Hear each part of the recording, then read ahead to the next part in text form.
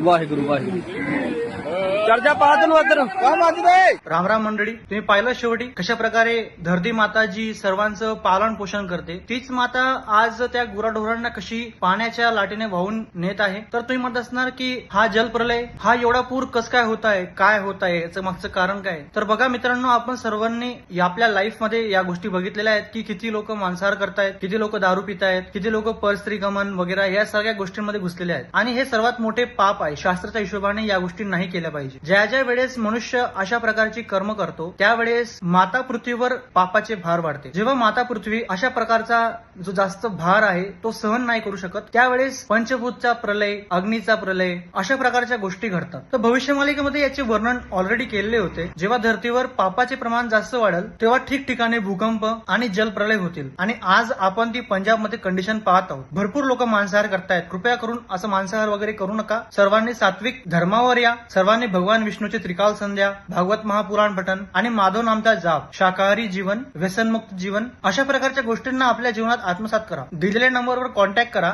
जर तुम्हाला ही माहिती आवडली असेल तर कृपया करून तुमच्या मित्रांना शेअर करा. जय श्रीराम.